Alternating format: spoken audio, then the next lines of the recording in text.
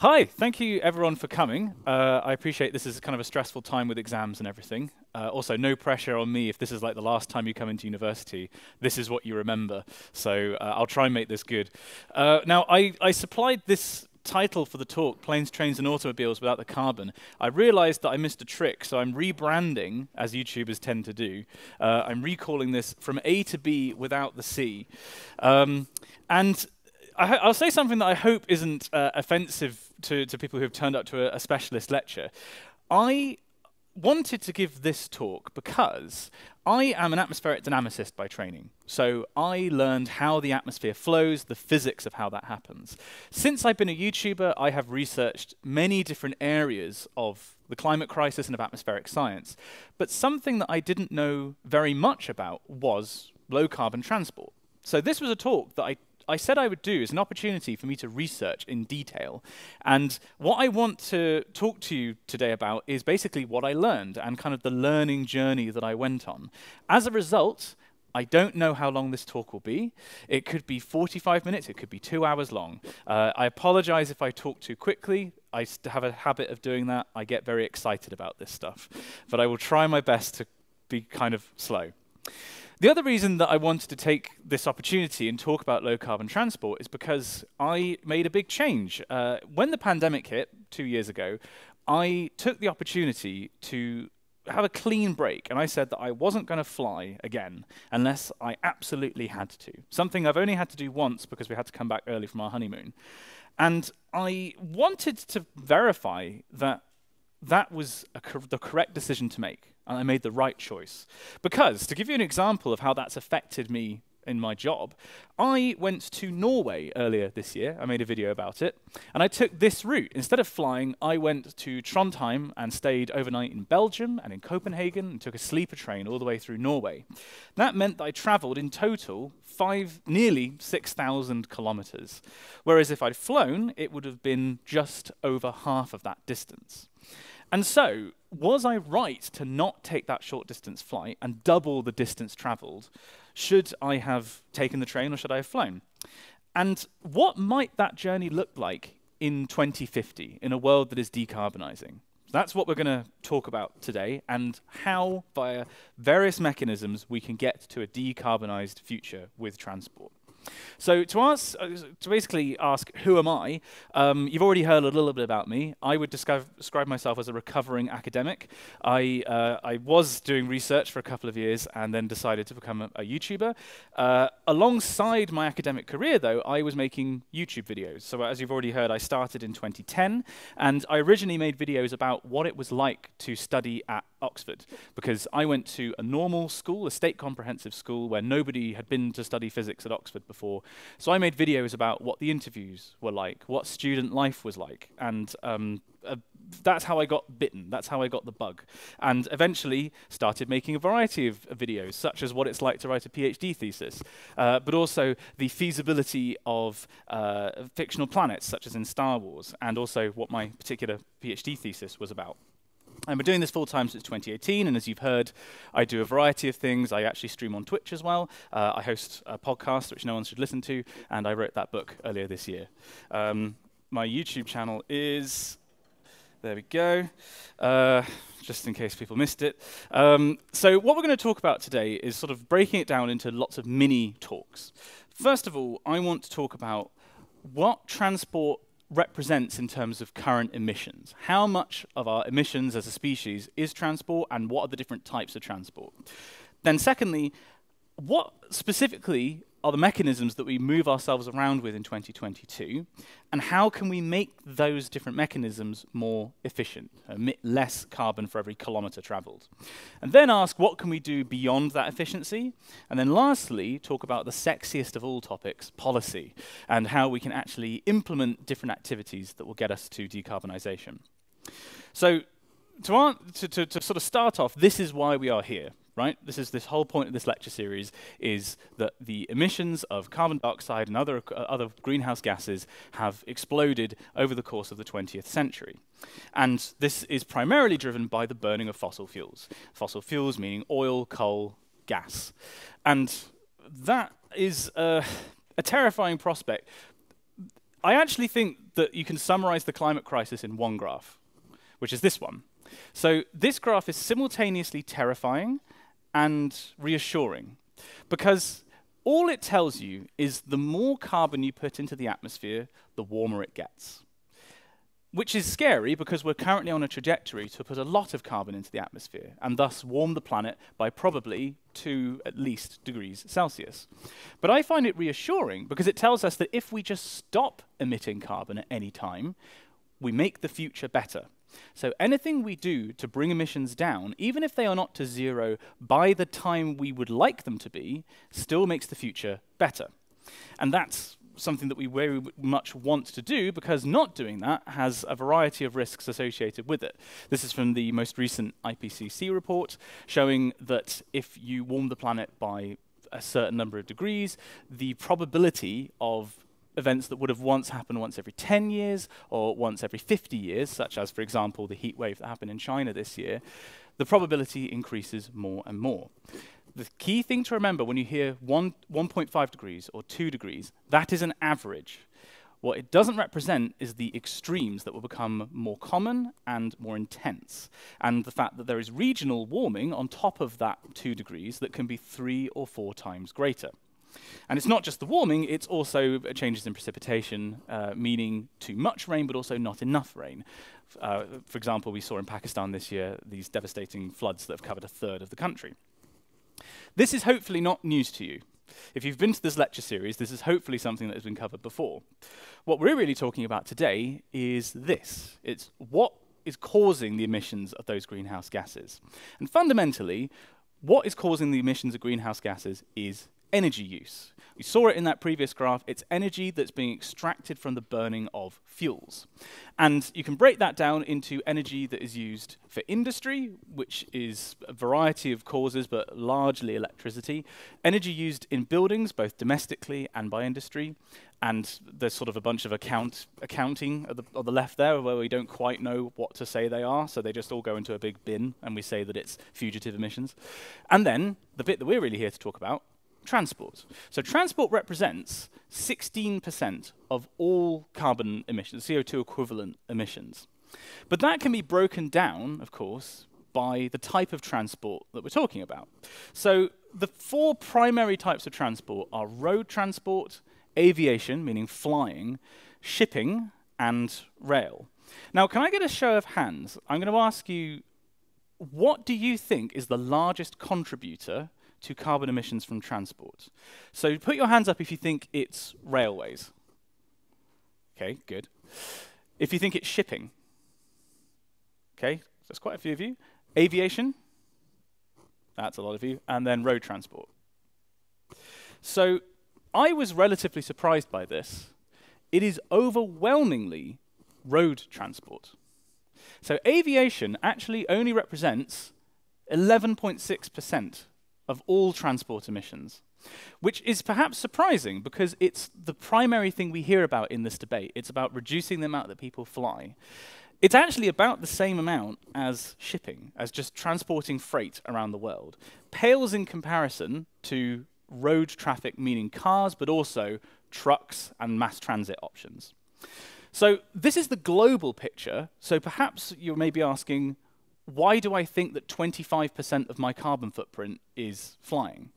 Well, that's because that's the global picture, and the emissions per capita, meaning your individual footprint, will vary depending on who you are and where you are.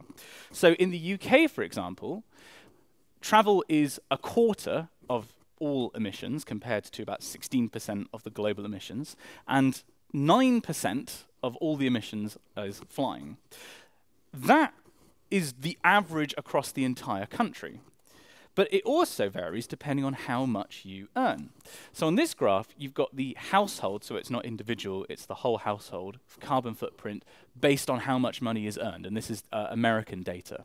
And you can see that there's a very clear correlation between the more money you earn, the more carbon you emit. But also, look at the relative size of the bar graph that is occupied by transport. So the percentage of transport increases the more money you earn. And the people who are in the top bracket, well, the top two brackets really, are producing 4 or 5 times as much carbon emissions from transport as those in the bottom bracket. So, oh, and this is another one that sort of to show you from a different country. This is in China. The difference is even greater. Transport occupies more and more of your personal footprint the more money you earn. So if you have heard that aviation is the thing that you need to clamp down on, you're hearing that because you are lucky enough to live in a very developed, wealthy country. And it's not something that isn't true for someone who lives here, but it's not true on a global scale. But as we'll talk about a little later, carbon footprints as a subject are a little bit problematic. We'll put a pin in that and come back to it.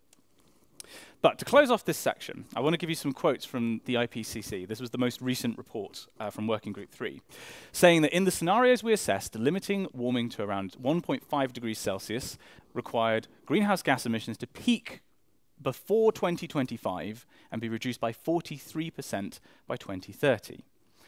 Now, I am mostly an optimistic person, but I must be realistic. I don't think that's going to happen.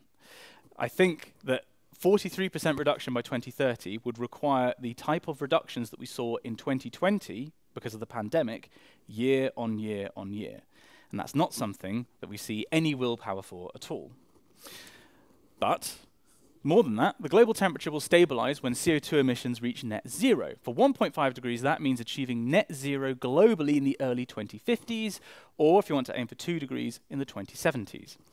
That, to me, is perhaps a little bit more achievable because we have a lot more time to play with and the trajectory can be steeper in the future once the willpower and the technology has been built up. It's mostly not a question of technology. It's mostly a question, as we'll talk about later, of policy.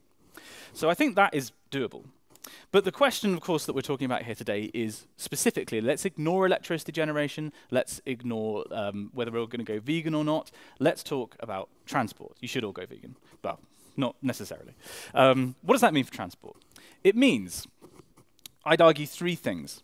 Reduce emissions intensity, reduce the demand for transport, and offset whatever remains. Because this is something, this is slightly contentious within climate action circles. The concept of net zero, some people will say is flawed. I think in this case it's realistic, for reasons that we will come to. But let's get into some specifics, right? So how do we move ourselves around in 2022? And what I want to show you is data based on how much CO2 you emit by moving in a certain manner.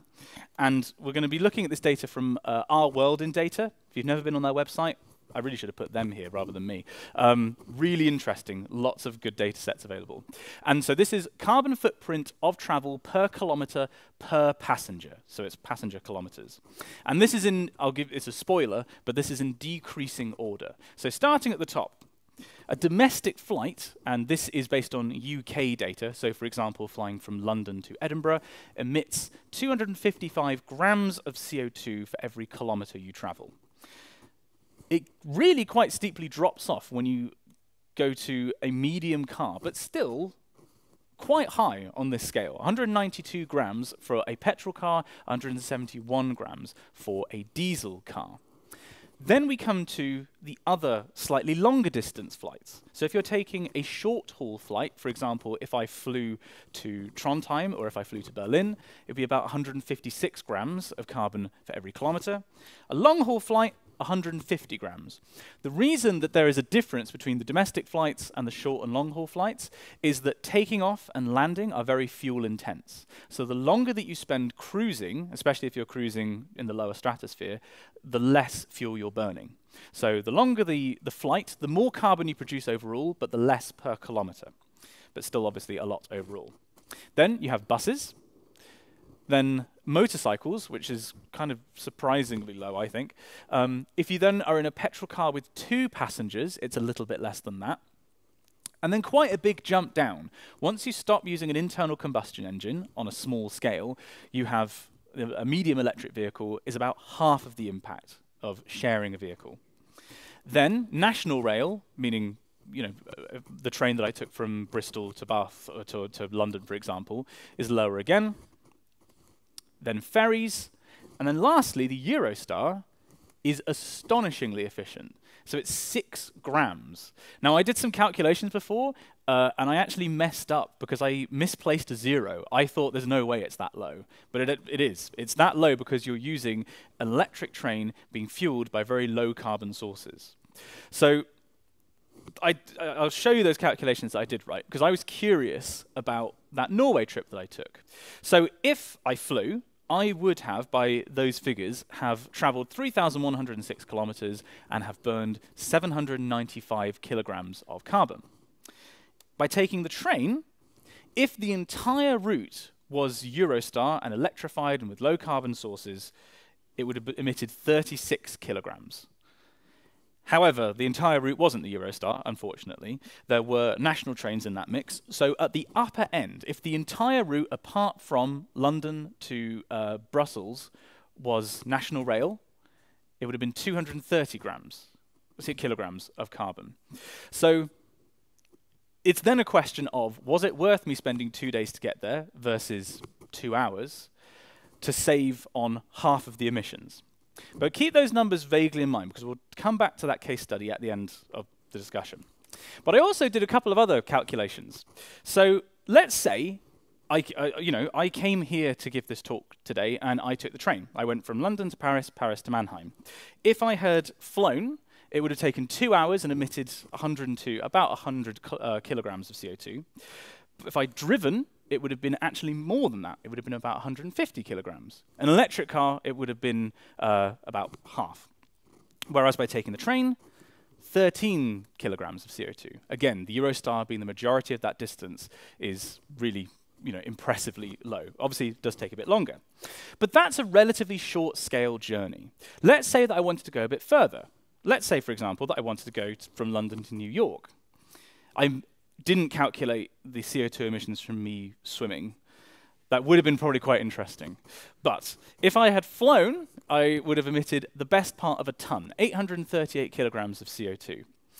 I assumed that if you took a boat, like a cruise ship, it would be significantly less, because it can't be much more damaging than that. It's actually more damaging to take a cruise ship from London to New York than it is to fly. The emissions density per kilometer is 250 grams on a cruise ship, which is kind of insane to me that people don't talk about this more. Cruise ships are like floating cities that move very, very slowly and burn a lot of fuel. There is one other option, though, to get to New York, which is you can actually book a cabin on a cargo ship. This is something I'm very seriously considering doing for a video, because I think it'd be fun. If you do that, it would be about 8 kilograms of CO2. There's a little bit of a question mark about that, because I'm assuming that I am cargo. Which, I don't contribute much to the ship. I'm kind of just a lump of cargo. But the point being, significantly less. There is actually a way of doing it in a low-carbon way. It just happens to take 12 days to do it. And it's that toss-up of, is that worth that amount of time? And then lastly, another calculation that's kind of fun, going from London to Singapore. So you can fly, and it's 1.5 tons of CO2, takes half a day. It is possible to take a train. You can take a train via 2 routes. You can actually go via Russia, wouldn't recommend it at the moment, or you can go the southern route and go through Pakistan, which I also wouldn't recommend at the moment because it's still flooded. It would take about a month, and it would emit about 1/3 of the amount of CO2. And that's the point where I would really start to question, is this worth it? In the current configuration with our current technology, is that actually worth it? But this is it's something to stress, that it's not just about CO2 when it comes to flying. Flying has lots of other elements of what we call radiative forcing, meaning how much it changes the average energy arriving at the surface of the planet.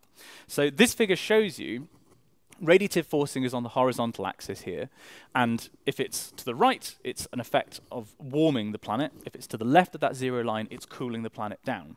So quite interestingly, by flying planes into the atmosphere, you are not just emitting carbon dioxide, you're emitting nitrous oxides, so NOx. And what that does is it causes ozone to form, which reduces the amount of energy that arrives at the surface, but it also destroys methane in the atmosphere. So there's actually a negative effect that takes place. And there's another negative effect of emitting sulfates, which is tiny particulates of sulfuric acid that reflect sunlight away. But it's important to note that only about half of the effect on the climate that aviation causes is caused by carbon dioxide emissions. So just something to bear in mind, that it's not as simple as comparing CO2 emissions from planes and from trains, for example. But it's not just, of course, planes that have that problem. Road travel has many complications to it.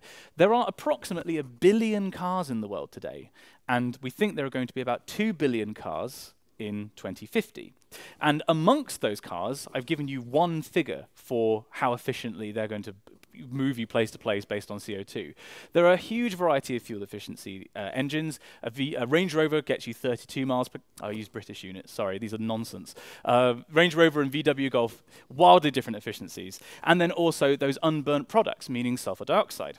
The sulfur dioxide is actually an interesting one. So if you've ever heard this discussion of the global warming pause in the middle of the 20th century, because the temperature peaked in 1940 and then went down and then came back. One of the reasons that happened is because there were so many cars and other vehicles on the road, they produced sulfur dioxide that then reflected radiation back and reduced the amount of energy coming in. When various governments, most notably the Americans in 1970, passed the Clean Air Act, they removed those particulates from the air, and suddenly the cooling signal was removed, and the warming signal came back. So there are additional factors here, which are kind of interesting. And obviously, if you're using electric or hybrid vehicles, it depends how clean the electricity is you're using to farm them. But before going on to talking about how we can make these things more efficient, I wanted to talk just for a moment about offsetting. So for those of you who don't know, carbon offsetting is this practice of you do something emitting, like fly or take a car, and then you say, I've created this much CO2, I will pay someone to take this much CO2 out of the atmosphere. And that can be in the form of planting trees. You may have, unfortunately, have heard of Team Trees, which was a YouTube campaign. Or it can be in the form of paying people in developing countries to use things like more efficient cooking stoves that reduce their emissions. I put this in a different color because I want this to come across very clearly. This is a scam. This is not an effective way of reducing carbon emissions. They've frequently been shown to be fraudulent, meaning you're paying for trees to be planted in forests that are already full or are being chopped down. And as a result, if you go on their websites to find, oh, we're reducing carbon by this much for every dollar that you give us, probably won't happen. And the clean cook stoves are arguably the most effective way of doing it, but there's a great video from my friend Sam, has a YouTube channel called Wendover, did a video on why they spectacularly overestimate their impact. The most relevant point is, it is not enough to emit CO2 and then say, we'll suck it out of the atmosphere later. You're still contributing on a decades-long timescale to the problem of radiatively forcing the planet. So I'm going to borrow a phrase from my supervisor here, which I think sums up the whole argument. It's to keep the carbon in the fucking ground. So it's not enough to put it out and then suck it back in at some point in the future. Keep the carbon that was fossilized in the ground in the ground. That's the most important thing that we're doing here. But that's perhaps the biggest public perception, I think, is a problem when it comes to transport. The really biggest problem, and this is the thing that kind of surprised me when it came to researching this, is where the transport sector is heading. The trajectory of the transport sector looks something like this. So this is from a report by the International Transport Forum, which is part of the OECD, that looked at how the transport sector can recover from the pandemic. So in 2015, you've got pre-pandemic levels of emissions from transport. Then in 2020, everything took a bit of a dive. Notably, aviation is a lot smaller, and intercity surface travel because everyone was locked up in their homes. What they then modeled were 3 scenarios. These are basically 3 possible pathways where you either, in the recover pathway, build back doing things as we did before. You can have reshape, meaning that you have some policies that then direct us to lower carbon transport, and reshape plus, where you do that, but much, much more, and you're very aggressive in decarbonising every form of transport. What's interesting is that in all 3 scenarios, demand increases from not just 2020, but 2015 levels. Even in the most aggressively policied future where you are trying to stop people from traveling and make their transport lower carbon, you still have much higher emissions. And this is where that's going to happen. So it's perhaps unsurprisingly happening mostly in Asia. There are obviously contributions across the board. You can see relative to the baseline that every region on Earth is going to have an increase in transport demand, but it's predominantly in Asia. So that's what we're up against. We're up against more and more people being on the Earth. I don't know if people saw today, but the 8th billionth person was born today. Probably. So we're up against more people being on Earth who want to travel more, and they're increasingly, as they are lifted from lower income to higher income groups, wanting to travel in a more carbon intense way because they want to fly and they want to own their own cars. So how do we get those forms of transport to be more efficient? You can tell this is a very serious presentation. Now, what I am basing this section of the talk off of are projections of the future and how we can make these technologies more efficient. I will say that this is, of course, going to be very difficult to do. It's very tough to predict the future. But I am going to be using a consistent source for this. This is a book that, it's a little bit out of date now. This was made in 2017, called Drawdown. And what this does is it looks at the 100 most effective ways to prevent carbon emissions from a 2017 perspective. Interestingly, the top 3 savings, I didn't see these coming, and I'm someone who does this as my job. The number 1 thing to stop carbon emissions, policing refrigerants, would prevent 90 gigatons of emissions between now and 2050. And that's because HFCs, which are the replacements to CFCs that you use in refrigerators, are incredibly powerful greenhouse gases. And so moderating their use and legislating that, really important. Then onshore wind turbines, perhaps less of a surprise. But then also reducing food waste. If you recall that graph that I showed you at the start, there's a good 10% chunk that is to do with how we use land, and specifically landfill and stuff decaying in landfill to produce methane emissions. So reducing food waste is the number 1 way you can stop doing that. Total aside. But what this book does is make assumptions about technology, how technology will evolve in the future based on what it's doing at the moment, how society will change, and also how the future may look economically. But let's go through those sectors. How can you make aviation more efficient? Well, fuel represents about 30–40% of all of the costs of airlines. So it is in airlines' interest to make their craft more fuel efficient. And there are specific things that they are already doing to accomplish that. Winglets, which are these little things on the ends of the wings, save 7% on fuel, between 5 and 7%, depending on the type of aircraft, which is surprising. As was the fact that if you show pilots every month how much fuel they use, they get competitive about it, and they try to use as little fuel as possible, which I don't care how it works. If it works, it's great. So there are efficiency measures there. There are also engine modifications you can make by adding, there was a particular type of engine that if you added a gear to it, you could reduce the, save 16% on your fuel emissions. And what the book also does is quantify this, right? So between now and 2050, if you enacted all of those, I think it's across 80% of all aircraft, you could save 5 gigatons of carbon from being released. Interestingly, compare that to food waste. It's quite a small thing. This sector is very granular, meaning there are lots of things you have to do together in order to have a big impact. But also, you don't just save carbon, you actually save money. These policies, these improvements, actually save the airlines money, which is probably the best argument to make for them to actually be used. But that is, of course, not enough on its own. We'll come back to aviation in a little bit. How can we make road vehicles more efficient? Well, let's break them down by the type of road vehicle. So first of all, trucks. You can improve the efficiency of new trucks, meaning design them more efficiently, but you can also improve the efficiency of ones that are already running. The book estimates that if you do things like automate gear changing in older manual vehicles and improve the design of new trucks, you could save 6 gigatons over 30 years.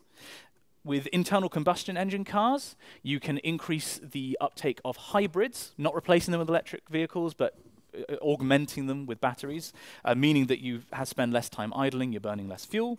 That would save about 4 gigatons, and you'd save just shy of $2 trillion. And electric vehicles, basically, buy them. Stop using internal combustion engine cars and start using electric vehicles. If you do that, you could save over 10 gigatons over 30 years. And it would save you $9.7 trillion. meaning the total that you'd save with all of these measures would be just shy of 21 gigatons, and it would save you $14 trillion. But it would cost you about $14.4 trillion. So at a slight negative, but if you at the start of this had told me that I could save 20 gigatons of carbon being emitted and it would cost me $200 billion, tell that to the US military, they will buy that in an instant. That is not very much money for that amount of saving. Moving on from the roads, shipping. So new vessels have various fuel-saving design improvements based on compared to older vessels. One of them is ducktailing. So this thing at the back of the ship, the little shelf, is called a ducktail, and that stops vortices from shedding. So it means that the ship passes through the water more efficiently. And that has an improvement, that together with pumping air through the hull and forming a little barrier of bubbles between the ship and the water can save up to 22% on your fuel use. Most effective, though, is just going a bit slower. So using what's called slow steaming reduces your fuel use by about 30%. And that's something the book also says that you can make more efficient by making the figures public. If you do all of this, if you get ships to be 50% more efficient, which when you combine those two things together is very, very doable based on modern technology, you could save 8 gigatons. But we're making these things more efficient, and I think it's worth mentioning something that some of you here are economists, I believe, something that you're probably familiar with, which is Jevons paradox. This is this paradox that states, that this comes from the 19th century, this guy called William Stanley Jevons noticed that if you made fuel plant, industry, electricity generation, loads of different types of industries, more efficient at using coal, they actually used more coal overall. So by making transport more efficient, are you not just saying to people that they can use transport more and therefore emitting more? There is an argument about this with environmental economists. I would say that this is too important to assume it won't be a problem. And there are two things that you can do about this. Perhaps the simplest way is to simply have a flat carbon tax. This is probably what most environmental economists will tell you is the simplest solution, is to tax people based on how much CO2 they're emitting, hits people directly in their pocket, means they're less likely to emit gross overall. But I would also argue that you need to make changes beyond making current transport more efficient. You need to have additional changes to prevent Jevons paradox from coming in, which means we potentially need to revolutionize how we do transport. And we've actually have a very useful case study here. We have a case study of how we can revolutionize transport, because in 2020, well, there was this quote here. This is from a paper by Leclerc et al. At the pandemic's peak, regions responsible for 90% of CO2 emissions were under some level of confinement. That resulted in a decrease in aviation of 75%, surface travel halved, power generation went down by 15%, industry was probably about a third lower, and there was a small increase in residential buildings because everyone was on Zoom.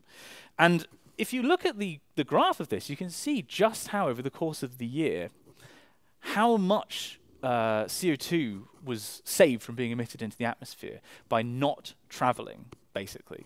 And aviation being the one, aviation and surface transport being the largest parts of that. Aviation saw the largest relative change, but emitted the least overall. And so what we have in the aftermath of the pandemic is this opportunity. In 2022, perhaps it's less of a window of an opportunity than it was, but we have this possibility of overhauling the transport. Missed that one earlier.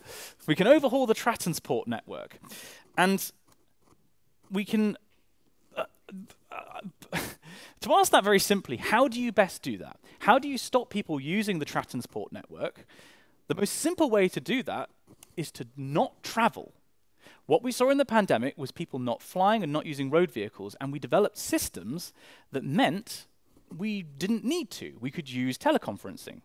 And to go back to these projections, this basically means going for the Reshape Plus option of reducing the amount that people are traveling.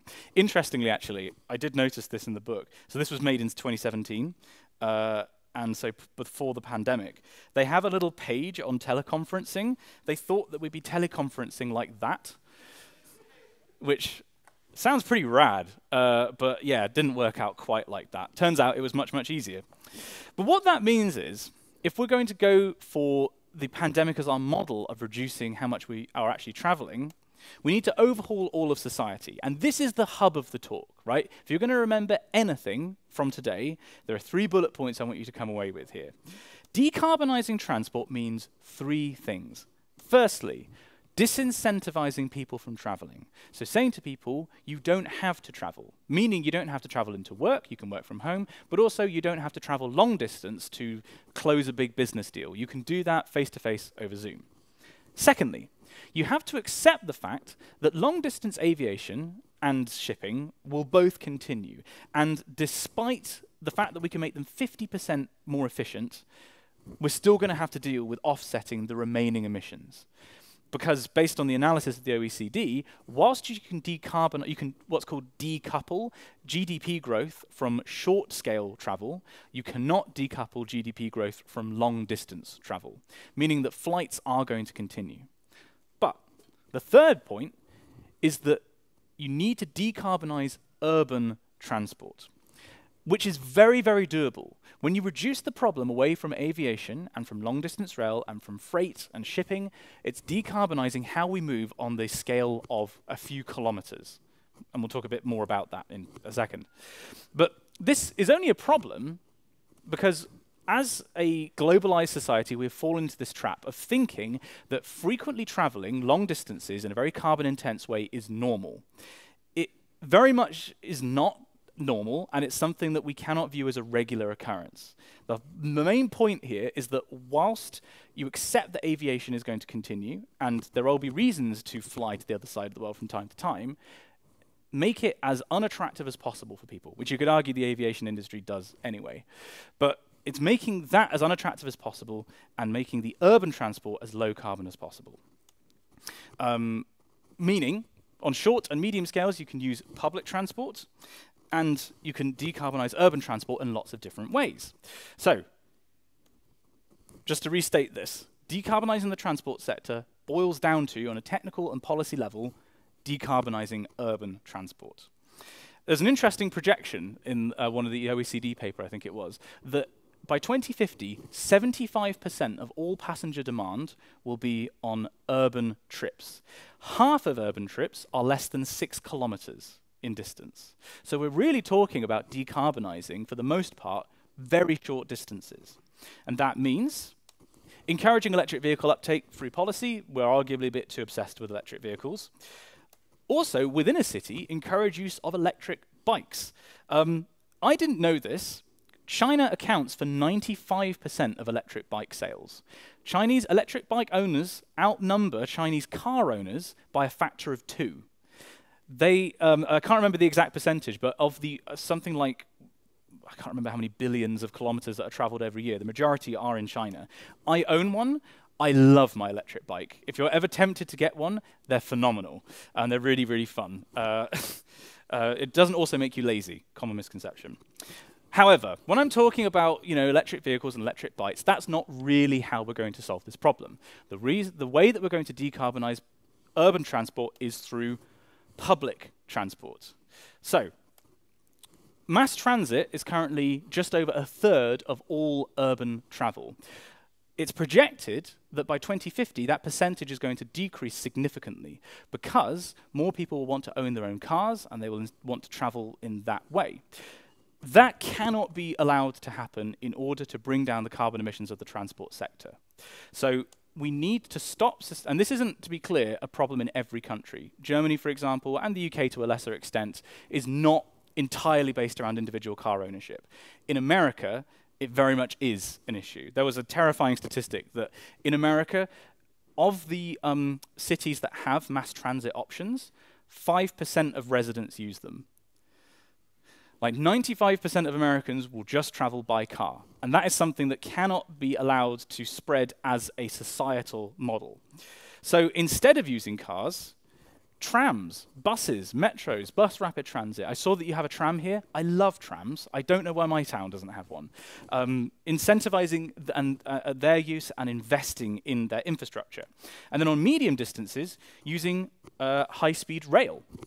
So to be clear, high-speed rail is only really applicable when there's high population densities. If we're in Western Europe, it's pretty obvious where you're going to put it. The best place in the world for high-speed rail, and this is an extraordinary network, is China. So it is possible now to get from Beijing, in the top right there, to Hong Kong in 9 hours via the train. That's the same as me getting from about London to the middle of Italy in 9 hours. The distance is 2,300 kilometers. And they built this network in about 20 years. It is an incredible piece of engineering and policy that has worked. It's used by 1.7 billion people every year, and it's basically cost competitive compared to planes on distances of up to about 1,500 kilometers. Now, by comparison, the European network looks like this at the moment. It is very scattered. It's something that needs significant investment, and unfortunately, that's something that there's no political will for at the moment. It's a problem that you need to throw money at. I would like to show you a really hopeful view of the future, which is someone made like a London tube map of Europe, where it's all connected via high-speed rail. This is a possible future that we could have. Like, this is the potential European version of that Chinese network. And I would love this. The ability to get from, say, London to Naples in 9 hours would be amazing. But that is very much pie in the sky, and we'll talk about perhaps how we can get to that in just a sec. But not enough to overhaul urban transport. We also need to talk about the remnants, right? We need to talk about aviation. So how do you overhaul the aviation sector? Firstly, the first thing that someone will tell you would be using new fuels, meaning biofuels or bioenergy with carbon capture and storage. So the idea here is that instead of taking carbon from the ground,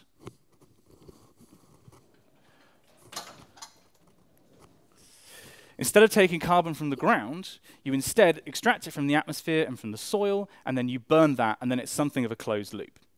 It's still producing all of the radiative effects that we talked about before, but it's better. I will point out that it is also slightly controversial because it uses a lot of land, and it's something that is only really possible if you're willing to accept the expansion of cropland, which you could do if everybody changed over to less meat-intense diets. That would be a possible synergy. It's almost like this is all connected.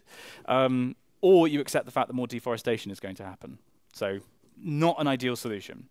But you could potentially reduce the impact by 50%. You could also, in some cases, electrify planes.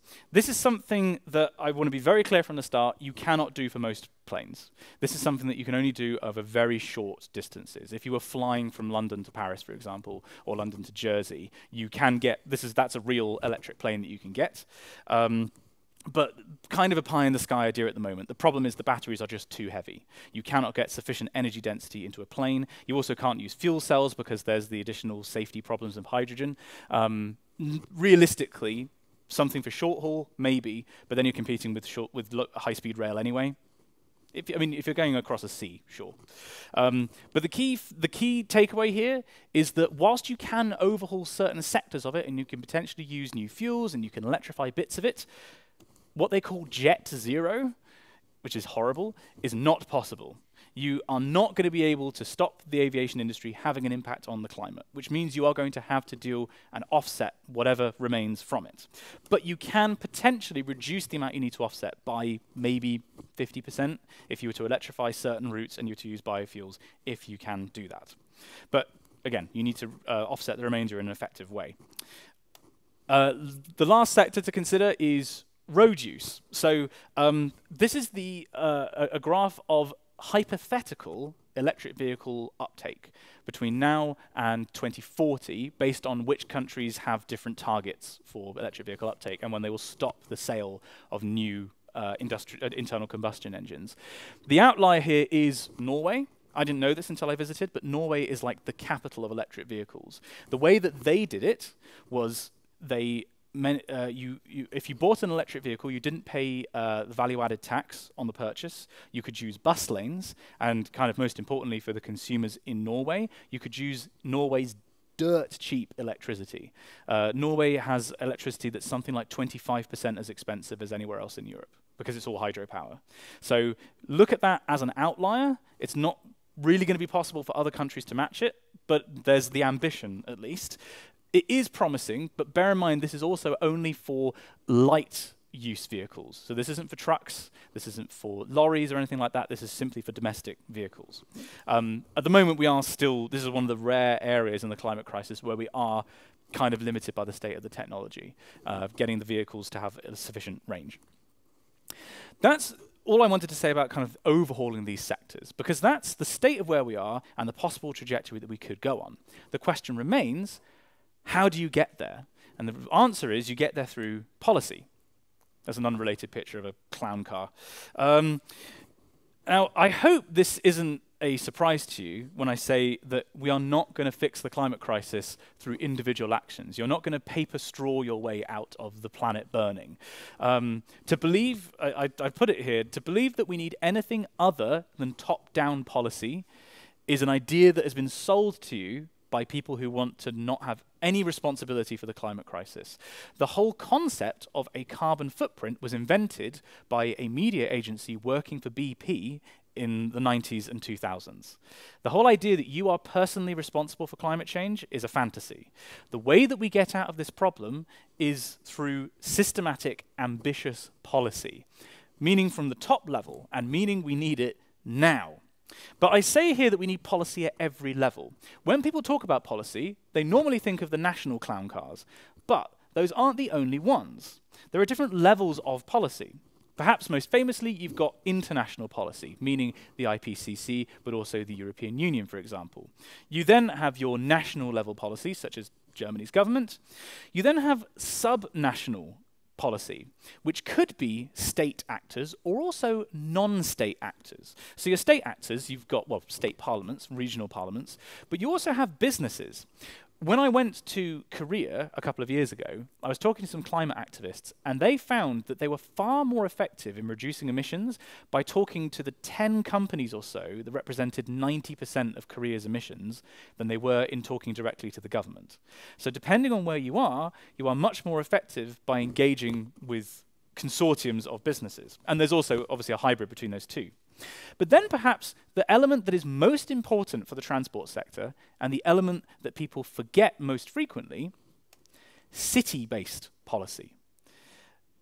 2/3 of the world population will live in cities by the year 2050. And so if you are going to decarbonize urban transport, you're going to most effectively do that through urban policy, meaning at a city level. Now, based on what I've been researching and the various reports that I've read, there are some policies that pretty much universally everyone agrees on you can use to get to decarbonizing transport. I'm not going to talk about international policy because that's something that is probably you're better talking about than I am, to be honest. On a national level, frequent flyer levy. This is something that's being debated in the UK Parliament at the moment. Going back to this concept of those people who earn the most are the people that fly the most, are the ones that you should probably be targeting with your policy. So preventing those people from traveling by making it more expensive for them. There is a debate about whether you could just outright ban short-haul flights. There are papers that says this is a very ineffective way of doing it. I think you're probably better off just using market forces and high-speed rail. Subsidize electric vehicle uptake. This was something that Norway did on a national level, but it can be done at other levels too. Something that is currently being done, but needs to be expanded, banning the sales of new internal combustion engine vehicles.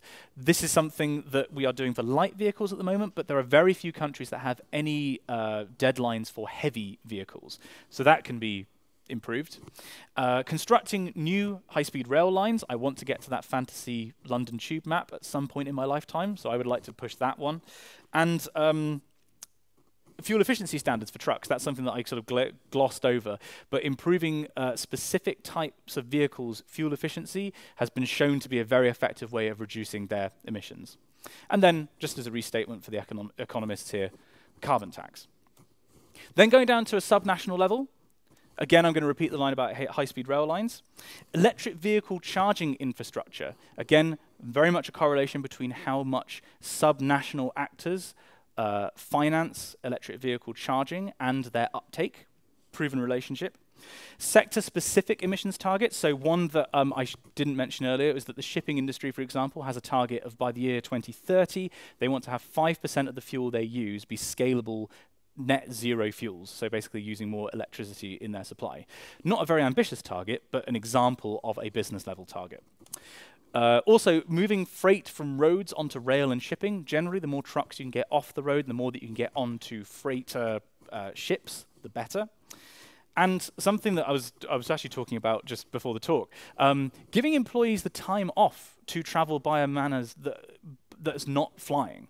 So at the moment, there's no reason for a business to pay for you to take 2 days to travel somewhere when you could fly there in an hour and fly back the same day. If you gave employees the time off to enjoy doing that, then suddenly the uptake of that is obviously going to increase. So that's something that subnational business collectives and just businesses on their own can enforce. And then perhaps most interestingly for me, this is the map of my city, Bath, by the way, city policy. And this is basically as much mass transit as possible. Mass transit. On top of that, electric bikes and cycling infrastructure, cycle share clubs, that kind of thing. Disincentivizing the use of private cars. So something that Bath, my town, has been doing is having a clean air zone and increasing the amount that you have to pay year on year for you to go into it. And simple things that quality of life for users, like having a single payment system for all the forms of transport in your city. That is a policy that has been shown in the past to increase passenger uptake of low carbon transport. So, that's how we can kind of practically get there. So what could, in theory, my journey to Norway look like if I were to do it in 2050, based on those policy recommendations? Well, it would be, in an ideal world, high-speed rail all the way, meaning that it would be less than 30 kilograms of carbon dioxide to travel those 6,000 kilometers in total. And that would be facilitated by ambitious national and international emissions targets, governments signing up to say we're going to get our emissions to 40% of 1990 levels by 2030, which is then implemented by regional governments approving the infrastructure for those ambitious projects. Businesses potentially working with the government to provide cost-competitive rail compared to flights, something that we're actually starting to see on certain high-speed rail links in Europe already. And then cities building their transport networks around mass transit and around transport hubs, such as railway stations. I realize that this is ambitious, but at the end of the day, we're talking about the single largest problem that we're facing in our lifetimes. If you don't come at this with our A game, if we don't try in the most targeted, informed way possible, it's not going to work. So you need something this ambitious to be realistic about your 1.5 or 2 degree goals. But I've talked an awful lot. Let me try and summarize what I have spoken about for the last hour. This is where all carbon emissions are coming from. Predominantly energy, a bit of land use, and a bit of some other stuff. But within that energy sector, we've got 16% comes from transport. If we need to halve emissions by 2030 and bring them down to net zero by 2050, we need to decarbonize transport. The challenge of doing that is dominated by decarbonizing road transport and accepting the fact that aviation will be a part of that and has to be offset. At the moment, there are no alternatives, technological or sociological, that prevent that from happening. It's also important to understand that this is not a simple problem. This is a problem that is nuanced and requires a nuanced solution. We're talking about revolutionizing how every person on Earth moves themselves around. Obviously, that is a problem that has multiple assets and different mechanisms to it. What I try to communicate to you is that transport only makes up a modest slice of the emissions, but needs to be decarbonized. It's non-negotiable for climate goals to be reached. There are 3 stages to decarbonizing transport.